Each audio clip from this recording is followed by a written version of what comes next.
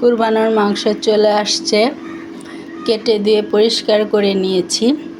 এখন মাংস বসিয়ে দিব।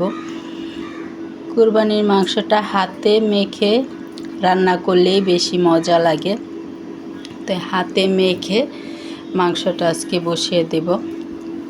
সব ধরনের ময় মশলা দিয়ে মাংসটা বসিয়ে দিচ্ছি। কুরবানির মাংসের মধ্যে আলাদা একটা টেস্ট দিয়ে দিয়েছে আল্লাহ তাআলা, যা অন্য কোনো মাংসের মধ্যে নেই। তো কুরবানির মাংসটার মজাই অন্যরকম হয়। সব ধরনের ময় মশলা দিয়ে দিয়েছি। এখন মাংসটা আমি ভালো করে হাত দিয়ে মেখে নেব। যত ভালো করে মাখা হবে ততই টেস্টটা ভালো আসবে। এজন্য মাংসটা আমি ভালো করে হাত দিয়ে মেখে নিচ্ছি। হাত দিয়ে মেখে সামান্য একটু হাতে ধুয়ে পানি দিয়ে দিব।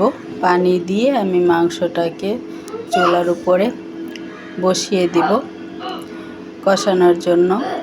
দেখেন বন্ধুরা, আমি মাংসটাকে হাত দিয়ে ভালো করে মেখে নিয়েছি। মেখে নিয়ে এখন বসিয়ে দিয়েছি চুলার উপরে। এখন জাল দিব আর মাংসটা হবে। উপর দিয়ে টমেটো পেস্ট দিয়ে দিলাম। মাংসটা দেখেন কি সুন্দর কালার চলে আসছে, মাশাআল্লাহ। ঘ্রাণটাও খুব সুন্দর আসছিল, আর খেতে তো মাশাআল্লাহ টেস্টি তো হবেই। কুরবানির মাংস তা তো বলতে হয় না কথায়। আপনারা তো সবাই জানেন কুরবানির মাংস স্বাদই অন্যরকম হয়।